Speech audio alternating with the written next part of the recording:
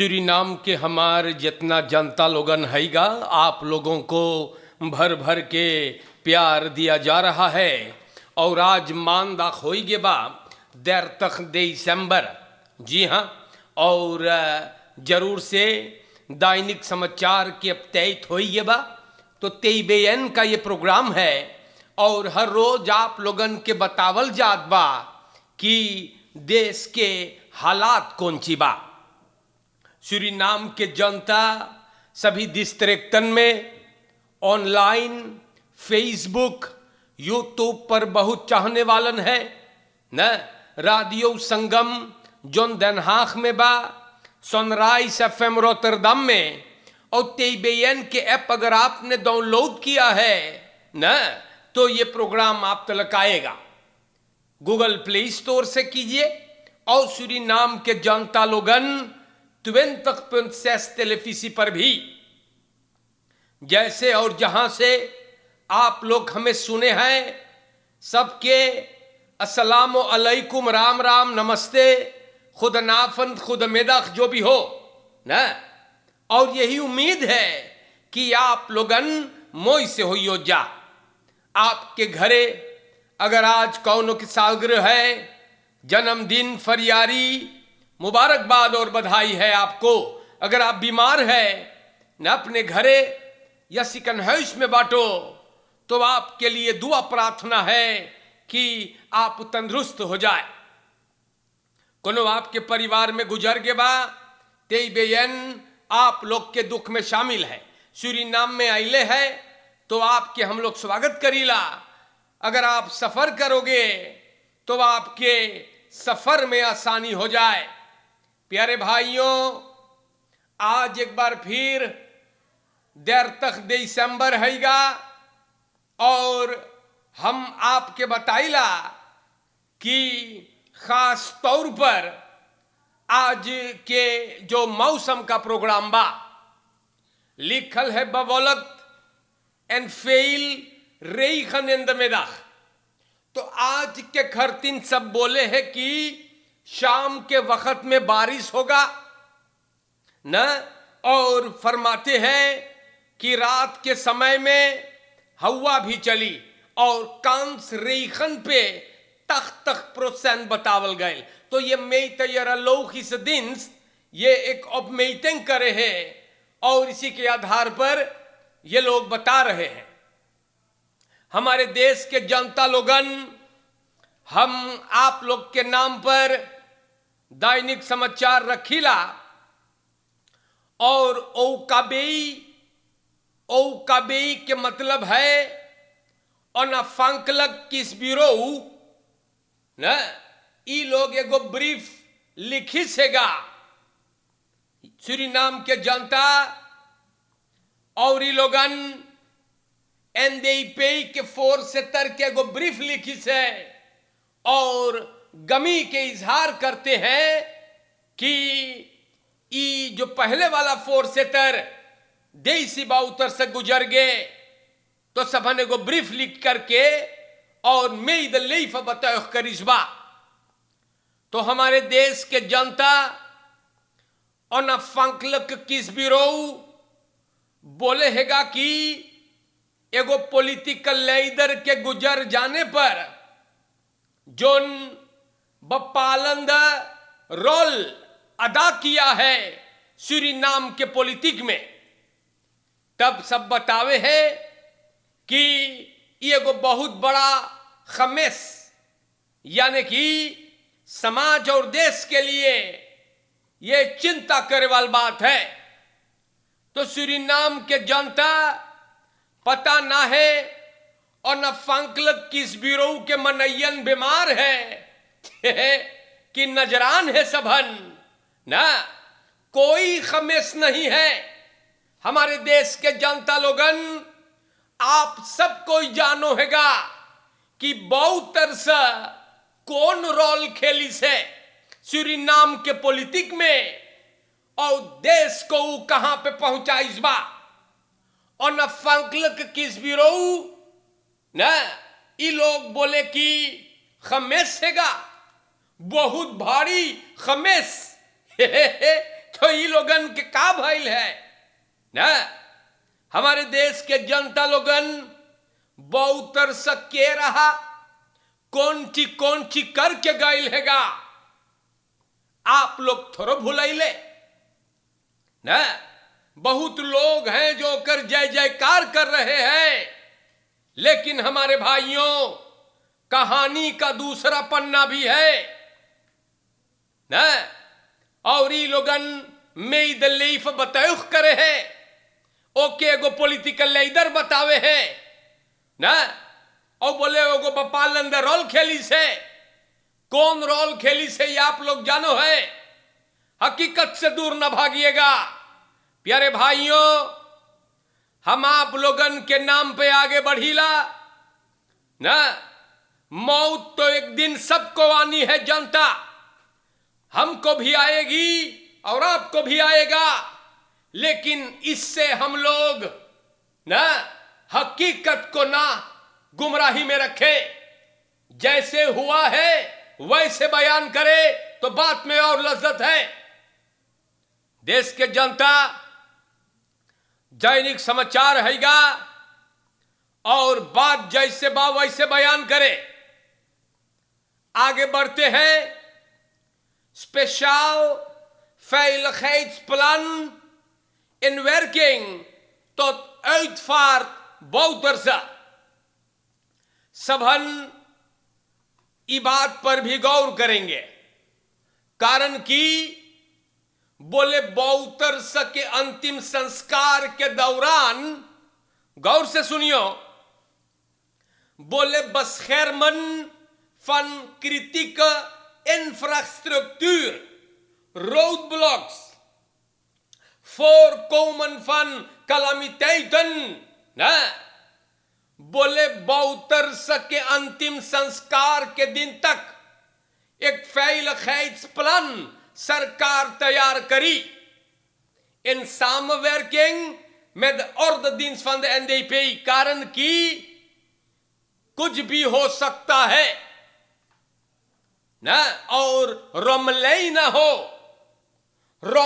ना हो हमारे भाइयों।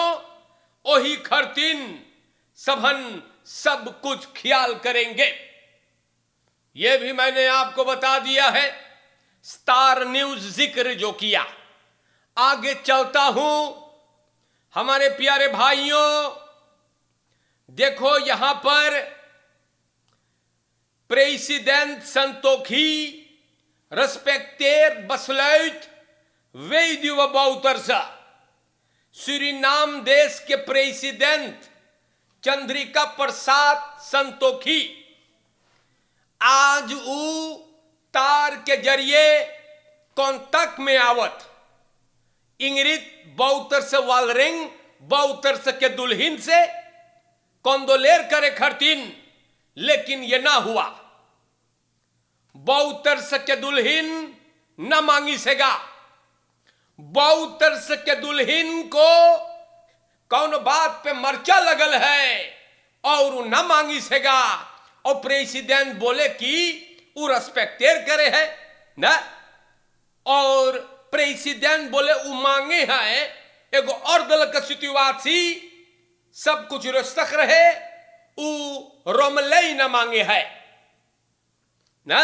इसीलिए प्रेसिडेंट चंद्रिका प्रसाद संतोखी एकर बसलई जो हैगा बौतरसे के दुल्हन के रेस्पेक्टेर करिश्मा या। और प्यारे भाइयों, ई वीकेंड में सबन बोले रहा कि बातचीत होता बैल करत ना। बौतरसे बोले द्रियंतवें तक या फिरंतवें तक को गुजरल है, ई परसिस भी कोई ना जाने है, पता नहीं है यार ना। हाँ, ई 20 साल हवालात सदा सुनने के बाद बौतरसे गायब हो गए, भग के लुकाई गए रहा। 15 लोगों को कत्ल करने की केस में 8 दिसंबर 1982 तक न सोचो कि कोनो महापुरुष रहा ना। हाँ, बड़ी कांट करके गए है। 2 बार प्रेसिडेंट हुआ ना, और प्रेस कॉन्फ्रेंसी में सरकार बोली से कि Bouterse staatsbegrafenis napai. नहीं, en nog geen begrafenis met staatseer हमारे भाइयों। या ये बात हम अपने घर से ना लिख के लैली बाटी, स्टार न्यूज पे लिखल हैगा ना। Bouterse कोनो अच्छा आदमी रहत तो के सही कर staatseer से मिलत अंतिम संस्कार, लेकिन लोग हकीकत को आज मानने से इनकार कर रहे हैं।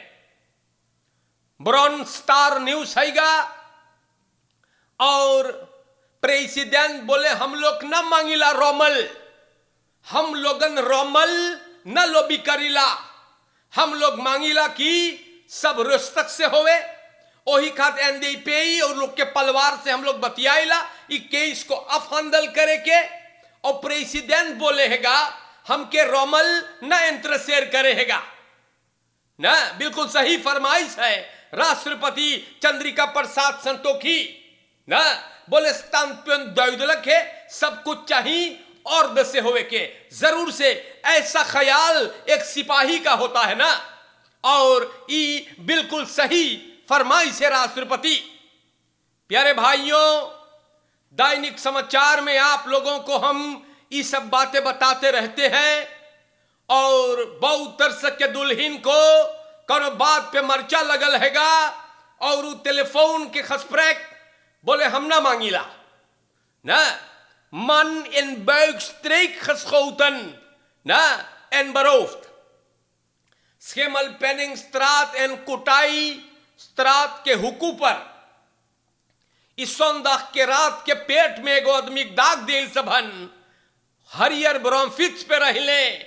दो मलिच भैया स्लाख्तोफर के ऊपर गोली चलाइल हैगा ना और लूट मार करना चाहते थे। बरौफें के कैसे प्यारे भाइयों, स्लाख्तोफर शुक्र है कि बच गए। और ऐसे ऐसे बात है। सूरीनाम के हमारे जनता लोगन, खबरें आप लोगों के नाम पर बयान होगा। अब बे ब्रॉन रहा स्टार न्यूज और अब हम आप लोगन के बता दे कुछ खबरें वाटरकांत नेट से निकाल दी। हाँ, तो यहां पे सूरीनाम के जनता 14-jarig सुनियो ऐसा का हो है 14-jarig beschuldigd over buurman 50 jaar van seksueel misbruik। 14 बरस के एगो लोंडा, जी हाँ, अपने माई बाप के साथ गैल नालिश करी से 50 बरस के बुरमान ना। बोले बुरमान 14 बरिस के लोंडा संघे बदमाशी किया है। और प्यारे भाइयों, अनरांडिंग मानदाख 24 के 28 के ये आदमी बदमाशी किया। 14 बरिस मेंदर यारख ऊपर से लोंडा ये हरामखोर बुलखरयक है का खली ही मोर सराई करे ई लोगन भैया। और देखो मेंदर यारख लड़का बड़ी मलीछम बताइला ने। सूरीनाम के जनता लोगन बुरमान बोले के खराब कर दिया, कोई इसना बतावत रहा। उलोंडा बहुत पीरा उठल न और ये आदमी सिपाही एक तलाश करे है। तो देखो कितना मलीच बताइला ई सुअर, देखो का करिस है। अब सिपाही पकड़ी तो और आगे अंदर सुख होगा कि बात क्या है। लेकिन हमारे देश के जनता है लड़कन के देखो ई मलीच लोगन खराब करते हैं। प्यारे भाइयों, फूरतख बलंद इन गामा आगा बगोवेख ना रफेन में फिर खबोंदन। तो गाड़ी चल गए है रफेन में। बड़ी दुख की बात है, 4 लोग इसमें थे। बेनलंत में ये बात भइल हैगा भाई। और बोले कि कंट्रोल लॉस हुआ है। तो आप लोगन से कई दफे बोली स्टीर के पीछे बैठक देर ना, जैसे मुड़ियाम स्ट्रो मारे लगे हम बताइला है। बड़ी मुसीबत यार। Woningbrand, ja, woningbrand af na eerdere dreiging met brandstichting एगो होग बौ मकान पूरा तौर से मफुंगुस्त्रात सूरीनाम देश में आज सवेरा जल गया। सूरीनाम के जनता फरमाई से सबन कि कौन बदरेह करे रहा, बोले माडाड़ी और घर जला देगा, और हो गया। यह तो सूरीनाम के जनता सिपाही छानबीन करे है। या हमारे सूरीनाम के जनता लोगन policy arresteert 36 jaar man na bedreiging van zijn moeder 66 jaar। हमारे देश के जनता ऐसा अगर औलाद है या ऐसा अगर औलाद है तो इंसान बे औलाद रहे। हम बताइला 36 jaar के मलिक छेगो अपन 66 jaar के माई को पत्थर से मारिश है, हराम खोर न और घींचत है। तो सिपाही एक उठा के ले गया, मैया को मारे है। ये तो शैतान है एकदम ना। हाँ, एक के मांगे उठा के पटके चित्रा जाए अंडा घट। हम बताइल ऐसा न औलाद है भैया, देखो कितना निकम्मा और अपने माई को इमारत है ना। तो ऐसा अगर औलाद है तो इंसान को दुश्मन की कमी नहीं है। भला कोई अपने माई के मारे है। हमारे देश के जनता लोगन, हम आप लोगन से बताइल राम सुकुल बोले geen quorum voorwetten als president niet werkt aan behoud coalitie। तो हमारे सूरीनाम देश के जनता कोवालिसी पार्टनर्स लोग के चाहिए अंदरलिंग झगड़ा बंद करे के ना।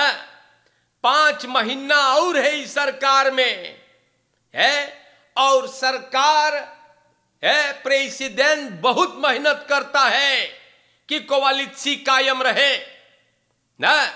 वंत अगर कोवालिसी रही तो वैद को अंजाम दे पई हो। लेकिन हम का बोली ना, एक तरफ सरकार में प्रेसिडेंट जोर तोर से मेहनत करता है, आप लोग तो देख रहे हो। राष्ट्रपति संतोखी रातों दिन मेहनत करके कोवालिसी को बचाता है, और दूसरे तरफ भैया मनई लोगन के फौतो मिले है। एगो क्रिमिनल जो लाश हो ये रहा गुजर गए ओकर फौतो मिले है। सूरीनाम के जनता बॉयकॉट किया जा रहा है, और वही खरतीन हम आपको बोलीला प्रेसिडेंट को बहुत स्वार है, कुछ भी करता है कोवालिसी को बचाने में। आप लोगन हम आपको बता देई ना, फिर जाइल बोले आपको समझाते हुए कि नशेड़ी गजेड़ी है, चोर गैंगस्टर रऊफर है, ई लोगन के वोट ना दियो प्यारे भाइयों ना। आप लोगन होशियारी से वोट दियो वरना लात खाइयो। जी हाँ, और 100 रुपया तोर जो निशायद 100 एसर देबा वो हो जाए 1.5 तक एसर देई। होशियारी से आप लोग चुने, सब कोई जाने हैगा कि कौन कौन कितने पानी में है, कौन बनाने की कोशिश करता है और के नाश करने पर तुला हुआ है। आप लोगन होशियारी से हम बताइला, और आज के लिए इतना काफी है। बरस धीरे धीरे खत्म हो है, फिर वैरक हम देखिल खूब लोग जलाते हैं, बम्बल दगे है ना। बढ़िया है, आपके पैसा है, लेकिन लड़कवन के ख्याल करे। खातुद मेंदरियार खन नित आन हन लोट ओफरलात वर बम्बल आन खात, वरना रात कटी एहा बेयौ में। और हानि आपकी होगी। लड़कन के अपन निगरानी में रखे, इधर उधर तार में घुसियो, रमले उठाइयो तो लड़कन प्रॉब्लम में जाई। फरकेर में बहुत खाउतीस बा, होशियारी से, चोरन चपाटन से भी इधर उधर आजकल बहुत कस के सब पिए है। कौनों के मुंह ना लगियो, हम बताइला, हमें होशियारी से है और ख्याल करना है। आपको अपने परिवार का ख्याल रखे और जरूर से तेईबेन राडियो व टेलीविजन त्रिशूल आपके सुख और दुख के साथी है। बहुत बहुत प्यार आपको दे रहे हैं। Wees u verantwoordelijk. Let u op de kinderen. Let u op uw familie. Alert रहे, voorzichtig रहे। और आज के लिए अस्सलामु अलैकुम। सभी को राम राम नमस्कार। खुद नाफंद, खुद मेदख। एंड इंशाअल्लाह जिंदगी रहा तो फिर मुलाकात होगा। शुक्रिया।